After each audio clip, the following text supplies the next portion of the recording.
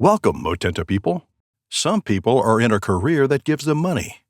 Others say theirs gives them joy. But very few enjoy both.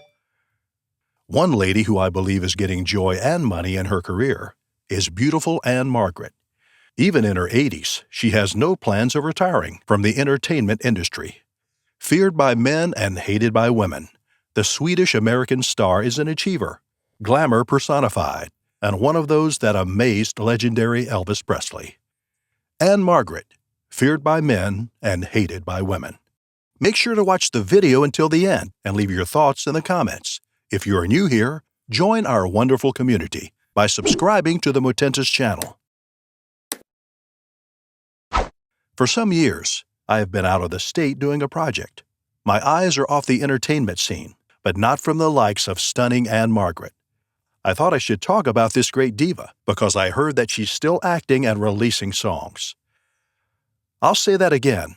Ann-Margret is an achiever, a wonderful inspiration to the young Hollywood talent, rising from her simple background to become one of the most famous Hollywood superstars that history has ever recorded. And more significant is that she started excellently, even when no one gave her a chance. Ann-Margret is passionate about whatever role she is playing, singing, dancing, or acting. Fans always see that spirited lady who just has her way of doing her stint. The contemporary generation may not know much about her, but she is among the biggest stars of the 1960s and up to the 1970s. And somehow her career is still alive. Her excellent musical comedies, shows like Bye Bye Birdie, which also was her career breakthrough in the industry, State Fair, and Viva Las Vegas, where she co-starred with rock legend Elvis Presley, would remain historical masterpieces. And fans would continue to appreciate her unending energy in the entertainment arena. One unique aspect of charming Ann-Margret is how she transcended career-wise over the years, dynamically excelling in several genres and equally perfecting her talent in every appearance. Those great performances, the Cincinnati Kid drama with Steve McQueen, and the Western The Train Robbers by John Wayne, plus the rock opera adaptation Tommy, readily comes to mind. Ann-Margret is so fascinating that after appearing with Elvis Presley and matching him one-on-one, the singer was captivated by not just her beauty, but bravery behind those beautiful eyes, motivated by her Swedish DNA. So the king of rock and roll considered her a woman of substance and remained Elvis's best woman outside Priscilla, his wife. Critics say she is the most unforgettable among all Elvis Presley's leading ladies in Hollywood. The way Elvis was devoted romantically to Ann-Margret, it's very likely that he would have married her and would have been enjoying this old age with her, but the unfortunate hands of fate took him away. In a career that's over 60 years, fans saw Ann-Margret evolve from the sex symbol that she used to be in the 1960s to a Hollywood magnificent star. So, it was not coincidence that the likes of Elvis kept begging her for love. He would return to her and a few times on his knees, ask for affection that was not forthcoming because Ann-Margret knew that he was married to Priscilla and could not have been doing what he was doing outside his marriage. Ann-Margret is a strong lady, not the type that you can easily influence. That's why men are afraid of her, and some women jealously hated her for what her charm does to men and her attraction in the industry. Critics say that Elvis continued cherishing Ann-Margret after catching the intimidating charm she was exhibiting and was hoping that she would change her mind and leave her marriage. But she never did, because she was married to a better man. I also heard that when Elvis Presley was alive, he was told that Ann-Margret's magical attraction was mesmerizing him, because she is his female adaptation in life. Many years down the line, very little has changed about this wonderful lady, apart from aging. Ann-Margret Olsen is a Swedish-born American singer and actress, a highly energetic talent now famous in many areas. She's not just a living legend. Her legacy stories are not disappearing so soon because of her great character. She may have started this career journey just like most actresses, after acquiring dance lessons as a teenager, fully sustained by her mother. Ann-Margret was one of those that took part as a minor in the Morris B. Sachs Amateur Hour and Don McNeil's Breakfast Club. At New Trier High School in Illinois, She showed enough interest and enthusiasm that she wanted to be a stage performer and was more focused on it than academics. Her presence was felt at Northwestern University, Illinois, where she was a member of the group Kappa Alpha Theta, though she had to drop out as she united and performed with different theater circles like the Subtle Tones. When George Burns got to hear about Ann-Margret's unique talent and conducted a test on her for his show, she became so hot that observers began to say that George had a star performer in Ann-Margret. This was because of her unique rendition that never ceases to amaze her audience. Her singing and acting journey in the entertainment industry is the reason fans highly regard her among the distinguished Hollywood personalities in recent times. And this pretty lady has been and would continue to be a role model for many. When Ann-Margret displayed in 1961 Pocketful of Miracles, analysts thought that raw talent was evolving, so it was no surprise that she went on to become an extraordinary Hollywood phenomenon, technically referred to as the female version of famous Elvis Presley for her sultry and vivacious singings. As of 1961, Ann-Margret's song track was on the top 20 hits. She later produced an album in 1964. What about her disco hit in 1979? Maybe you should also search for her 2001 gospel album, which got a lot of positive ratings, and others including the 2004 Christmas songs. The road may not be smooth, but she had excellently stood her ground in the industry and carved a name for herself against all odds. Doing music was a difficult thing for her initially because nobody thought of her as a serious actress. But after she appeared in Carnal Knowledge, a movie directed by Mike Nichols and co-starred Jack Nicholson, lots of things changed for good. She couldn't explain why she did the part she played, but recalled that the director wanted her for the role. Though she continues to sing, producing an album may not have been easy for Ann-Margret because she had not done another for several years now, perhaps because of her busy schedule, acting and singing, and taking care of family life. It's understandable, the times have changed, unlike the 1960s, which she recently described as her era in music. Recall that Ann-Margret had a lasting and loving marriage with her deceased husband before his demise.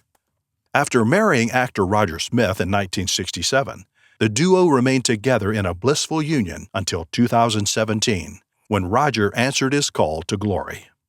She is one woman that has spoken proudly about her marriage and how they both made their union work. "I am most proud of my marriage," she reflected. And was that magic? We both wanted it to work. And of course, it did work for them, as they chose to glue to each other night and day, loving and cherishing themselves in the best way they can, unlike scandalous marriages that we often hear about in Hollywood. I guess it takes a modest lady like Ann-Margret to achieve wealth and fame, and still held her family together by sticking to her husband. Perhaps she shined in a part most Hollywood actresses failed, the reason she's enviously hated by some female actresses, and equally feared by Hollywood men, who thought she would avoid them the way she avoided all-time heartthrob Elvis Presley.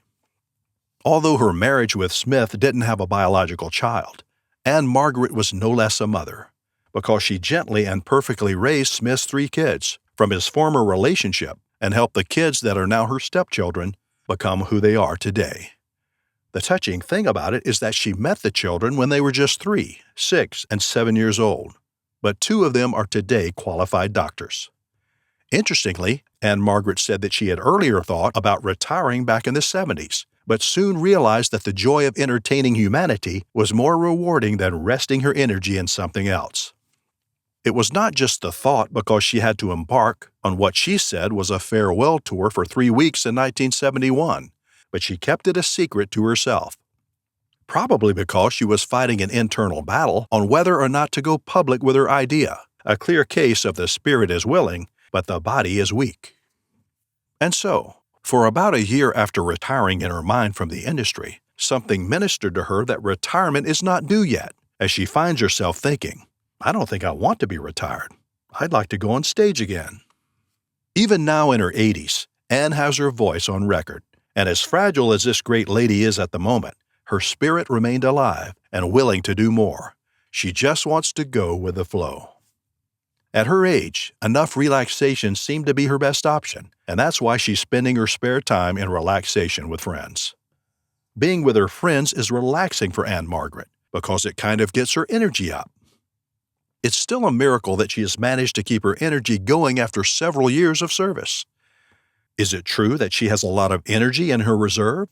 The future will tell, as we all wish her the best. Ann-Margret said she had always known that the entertainment scene is a rough arena, so she had to leave her parents out of the public eye by dropping her surname, Olsen, from her stage name and retaining Ann-Margret. On how she felt after making the widely pronounced successful Bye Bye Birdie, and was told that her next movie would be Viva Las Vegas to co-star with Elvis, who was a superstar at the time. Ann-Margret noted that though she had not met Elvis before that time, there was nothing so special about it. It was kind of awkward, but it was great, she recalled. In an interview, Ann-Margret described her off-screen activity with Elvis as personal and would not talk about it much. She made multiple trips to Southeast Asia during the Vietnam War to boost morale in her special way. On land and on sea, where she entertained the troops, described her experience as heart-pumping fascination. It was obvious that she got tired of being stereotyped as the melodic sex kitten and wanted to prove that she could do something more dramatic than what she was doing. She waited for the opportunity she got in 1971, Carnal Knowledge, appearing as the love interest of Jack Nicholson, the tragic lover. The movie changed the perception of her fans, as everyone saw that there is something more she can offer to the industry. Even the Academy punters thought so too. She earned her earliest Oscar signal from a film that her parents never wanted to watch. She had stated that her father in particular didn't want to watch it, though he knew what the film showed. She added that he may have taken his decision for an obvious reason, which she can relate with. But the most important thing about the movie was that it confirmed her talent as a ready actress. One exciting hobby that has always fascinated fans about this great lady is her love for motorbikes. Even at her age now, she still expresses enthusiasm to mount on those Harley-Davidson motorcycles and cruise through the streets. It seems she naturally loves speeding. Being outside with the wind and rain and whatever's out there, it's just exciting, she was quoted to have said. She still has the nice machine handy and would occasionally hit the road, perhaps for the fun of it. Oh yes, Ann-Margret, above all, remained grateful to the Almighty for her long life. She can't tell what was happening to her but for the grace that has kept her going. I'm so thankful for everything, she told an interviewer. Looking at her widely publicized romance with Presley after that epic Viva Las Vegas, she didn't think it was right to proceed with him, so it ended just the way it began. Elvis returned to Priscilla, pretending that Ann-Margret never happened, or that he had forgotten about her and submitting himself back to Priscilla in marriage. But he didn't stop loving Ann-Margret, even though she was legally married to another man. During their performance together, everyone, including Ann-Margret, thought that they were on the same wavelength, as they sang, danced, and understood themselves before a live audience. How and when the romance twisted unpleasantly is still sketchy, but their eroticism suddenly went south, with some alleging that Elvis was very selfish in the relationship. Though Ann-Margret said she knew the togetherness with Elvis would end sooner, based on what she later felt about him. As you already know, by the time Elvis came back begging for her love, Ann-Margret was happily married to her husband, and as an ethically conscious lady, could not have renewed such an illicit affair with him. Though he never stopped sending flowers each time she opened a fresh show, the background romance continued until Elvis joined his ancestors. Ann-Margret had to patiently wait 5 years for her first meeting with Roger Smith, to be invited by him to a San Francisco club where he was playing. Therefore, they submitted their romantic journey. Their coming together was not the love at first sight kind of affection, but was destined to be, because Ann-Margret said she saw Smith as the right man for her, only after they met for the third time. I knew I was going to, of course, accept him as a husband, she once said. The duo dated for a year or so before taking their matrimonial vows in 1967. From that moment, Smith and Ann-Margret focused on their relationship, and it worked perfectly for them, for over 5 years before death separated them. Some of us who are ardent fans of Ann-Margret would agree that her marriage is one of the model Hollywood marriages that are very rare in the entertainment scene. Perhaps I should just add that she is among the iron ladies of classic Hollywood movies. Ann-Margret won the lottery with her husband, but not everyone was that lucky. Why Doris Day's husband wanted to kill her. This is the video you should watch.